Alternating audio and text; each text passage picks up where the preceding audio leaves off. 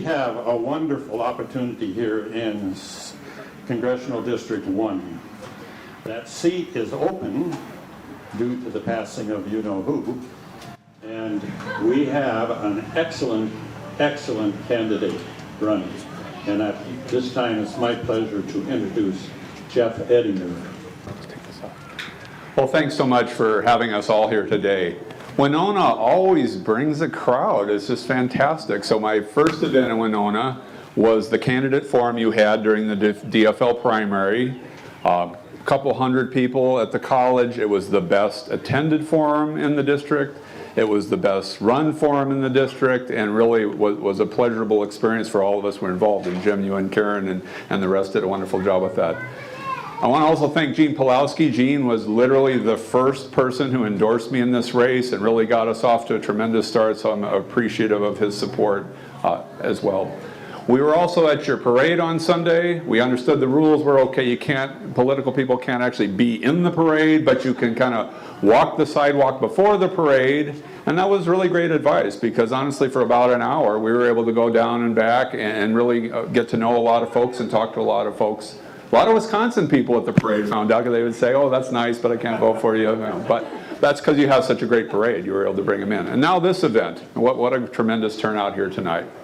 So I'm Jeff Ettinger. I live in Austin, Minnesota. I moved there over 30 years ago.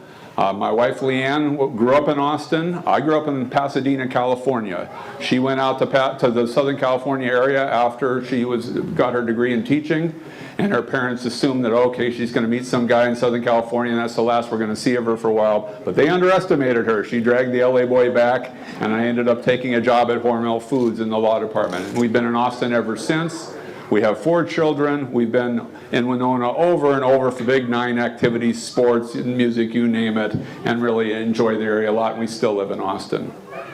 I worked at Hormel in the law department, in marketing, in finance. I was offered the opportunity to be the general manager president at Genio, so for 4 years we moved up to the Wilmer area, but then came back to Austin, and for my last 11 years I was the CEO of the company.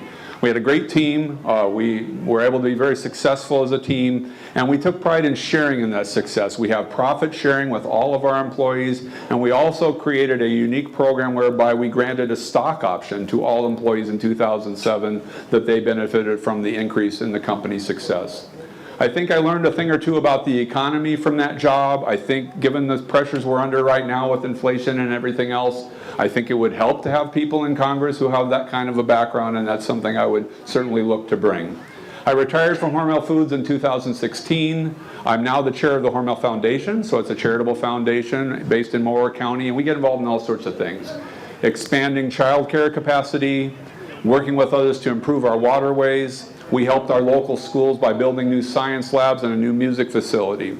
I was also asked by Governor Walz to co-chair his Economic Expansion Council, and we're just finishing up our recommendations on that. One of our fall recommendations, actually, Gene, was broadband. That was one of our top priorities, so that was just great that that did get passed. I believe in opportunities. Leanne and I are part of a program where we brought a scholarship program from the Twin Cities called Wallen Scholars that had been in existence for 20 years, provides scholarship to first-generation college students, and we asked them, hey, can we bring this to Austin? Can we bring it to Southern Minnesota? And we have 36 students now that have either already completed or getting their 4-year degrees there.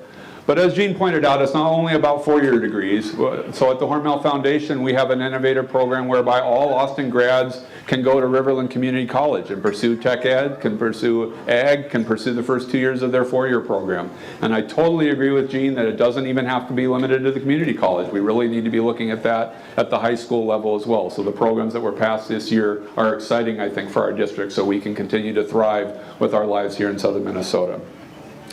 I believe that Democrats represent mainstream positions. I think the Republicans have moved so far right that they've abandoned the mainstream positions.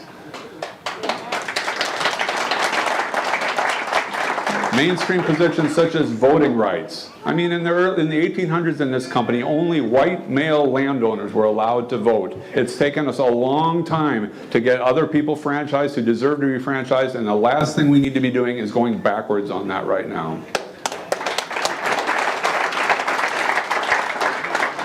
I believe that the time to act on climate is now. I believe that folks who are climate deniers are hurting us and hurting everyone, and we need to take action in that area. I believe in sensible solutions in terms of gun violence. We've decided as a country long ago that there are certain people who are dangerous to have guns, so why would we allow loopholes in the process of them being able to procure guns? And then lastly, I mean, to me, clearly a mainstream position is democracy. We were watching these January 6th hearings. It's just scary to see how close we came to basically a coup, and we need to put the things in place to prevent that from happening in the future.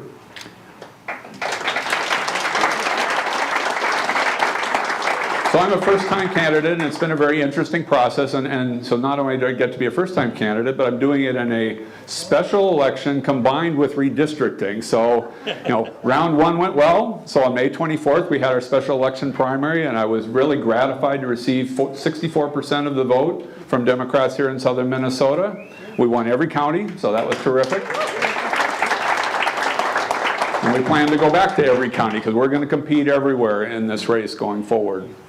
My opponent is Brad Finstead, who is from the New Ulm area.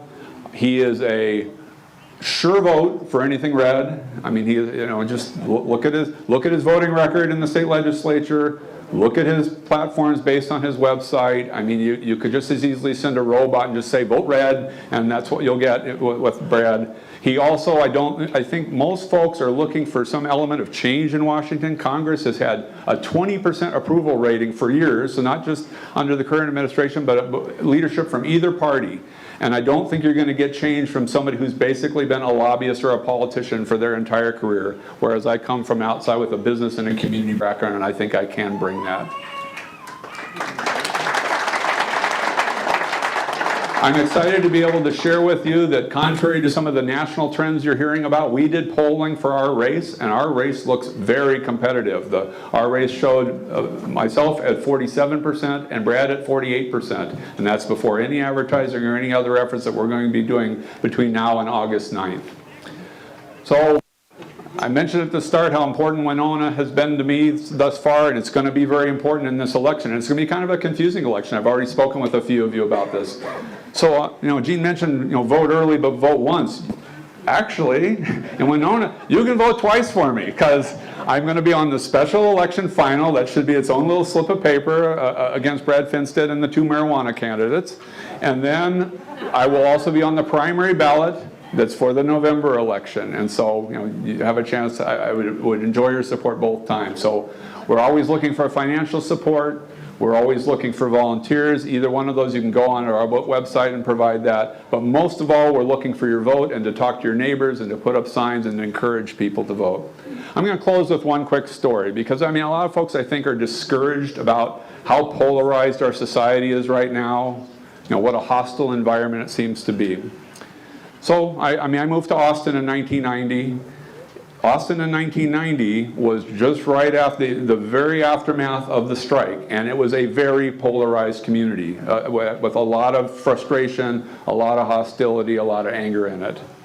Fast forward a few years, I had the chance to be the CEO of the company, and my philosophy was very clear that we were going to have a respectful, constructive relationship with our union leadership in the town, and we did. We were able to reach contracts each time and have that kind of constructive relationship. So to me, the lesson is, if you're willing to be respectful, and if you're willing to meet people in the middle, you can get things done and you can have people be happy about it. And I think that's what we can bring to Washington as well. So thank you for your attention today. Thank you, John.